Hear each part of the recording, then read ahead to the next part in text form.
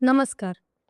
आपण सगळे दादासाहेब फाळके यांना भारतीय चित्रपटसृष्टीचे जनक म्हणून ओळखतो. पण त्यांच्या यशामागे एक अशी स्त्री होती, जिच्याशिवाय कदाचित भारताचा पहिला चित्रपट बनला नसता.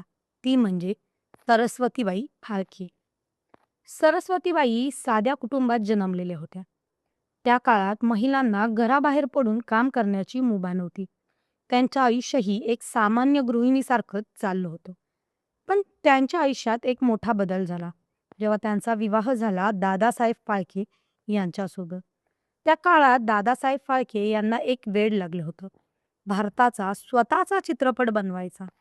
लोक त्यांना हसत होते, त्यांना वेडा म्हणत होते. घरची आर्थिक परिस्थितीही खूप खराब होती. पण त्या सगळ्यात एकच व्यक्तीने त्यांच्या पाठीशी उभी होती, त्या म्हणजे सरस्वतीबाई फाळके. जेव्हा राजा हरिश्चंद्र बनवण्याचं काम सुरू झालं, तेव्हा सरस्वतीबाई फक्त पत्नी नव्हत्या, त्या पूर्ण टीम होत्या. त्यांनी काय केलं? कॅमेऱ्याचं काम शिकल्या. फिल्म रील डेव्हलप करण्यासाठी केमिकल्स वापरले. सेट तयार करण्यात मदत केली.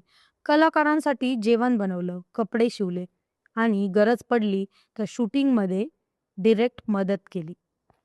त्या काळात हे सगळं करणं म्हणजे एका स्त्रीसाठी क्रांतीच होती. त्या काही फिल्म बनवणं खूप कठीण होतं. फिल्म रील धुवावी लागायची, तेही केमिकल्स वापरून. सरस्वतीबाई स्वतः ते काम करत होत्या. आज आपण वॉशिंग मशीन वापरतो, पण त्या काळी सरस्वतीबाई फिल्म धुत होत्या. त्या काळात महिलांनी अशी कामात भाग घेणं समाजाला मान्य नव्हतं. लोक बोलत होते, टीका करत होते. पण सरस्वतीबाईंनी कधीही मागे वळून पाहिलं नाही. त्यांना एकच गोष्ट म्हणली, माझ्या नवऱ्याचं स्वप्न म्हणजे माझं स्वप्न. आणि शेवटी 1913 साली भारताचा पहिला चित्रपट रिलीज झाला, राजा हरिश्चंद्र. तो दिवस फक्त दादासाहेब फाळके यांच्यासाठी नव्हता. तो दिवस सरस्वतीबाईचाही होता.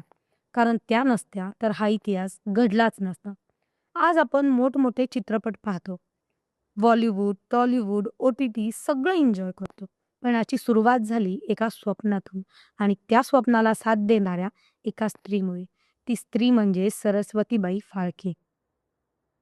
भारतीय सिनेमाची खरी अनसंग हिरो. धन्यवाद.